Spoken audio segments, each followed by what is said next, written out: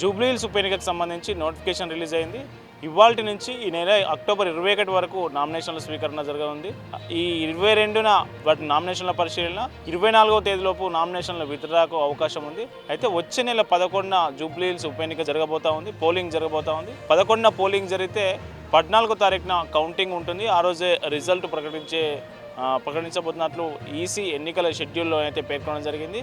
అయితే 3 ప్రధాన పార్టీలకు జూబ్లీహిల్స్ ఉప ఎన్నిక బిగ్ టాస్క్గా ఉంది. ఎందుకంటే అధికార కాంగ్రెస్ పార్టీకి అయితే ఈ 2 సంవత్సరాల పరిపాలన బాగుంది లేదు అనడానికి జూబ్లీహిల్స్ ఉప ఎన్నిక ఒక రెఫరెండంగా మారే అవకాశం ఉంది. బీఆర్ఎస్ పార్టీకి చూసినట్లయితే బీఆర్ఎస్ పార్టీ అసెంబ్లీ ఎన్నికల నుంచి ఇప్పటి వరకు అన్ని ఎన్నికలు ఓడిపోతూ వస్తుంది. ప్రస్తుతం అసెంబ్లీ ఎన్నికల్లో అధికారం కోల్పోయింది. అట్లాగే పార్లమెంట్ ఎన్నికల్లో 0 సీట్స్. దాని తర్వాత జరిగినటువంటి కంటోన్మెంట్ సిట్టింగ్ స్థానం కూడా కాంగ్రెస్ పార్టీ కైవసం చేసుకుంది. దాని తర్వాత జరుగుతున్నటువంటి ఎమ్మెల్సీ ఎన్నికలు మనకు కరీంనగర్ సంబంధించి గ్రాడ్యుయేటు ఎన్నిక కావచ్చు, అట్లాగే టీచర్స్ ఎమ్మెల్సీ ఎన్నిక కావచ్చు. ఈ 2 ఎన్నికల్లో బీఆర్ఎస్ పార్టీ కనీసం అభ్యర్థులను కూడా నిలపలేదు, పోటీ చేయలేదు.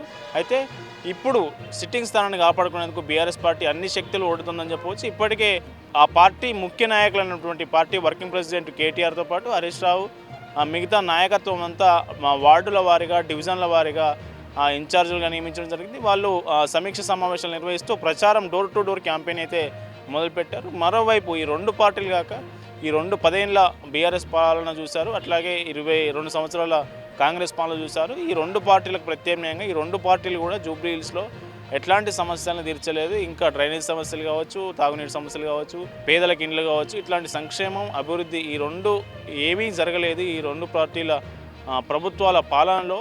కాబట్టి ప్రత్యామ్నాయంగా మేమే ఉన్నాం, బీజేపీ ఉంది. బీజేపీ కేంద్ర మంత్రి కిషన్ రెడ్డి ఎంపీగా ఆయన నియోజకవర్గంలో గల ఒక అసెంబ్లీ స్థానమే జూబ్లీహిల్స్. కాబట్టి ఎంపీ నిధులు కూడా ఈ జూబ్లీహిల్స్ నియోజకవర్గ పరిధిలో చాలా చోట్ల ఖర్చు పెట్టడం జరిగింది. కాబట్టి ఈసారి ఖచ్చితంగా మేమే విజయం సాధిస్తాం.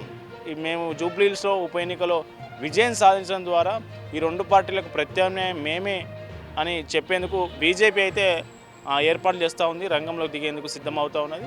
ఈ 3 పార్టీలకు సంబంధించి ఇందులో 2 పార్టీలు కాంగ్రెస్ పార్టీ నుంచి నవీన్ యాదవ్కు అభ్యర్థిగా ప్రకటిస్తే, అట్లాగే బీఆర్ఎస్ పార్టీ నుంచి మాగంటి గోపీనాథ్ భార్య మాగంటి సునీతను అభ్యర్థిగా ప్రకటించడం జరిగింది. అయితే బీజేపీ మాత్రం లంకల దీపక్ రెడ్డి, కీర్తిరెడ్డి మధ్య కొంత ఫైనల్ కావాల్సి ఉన్నది.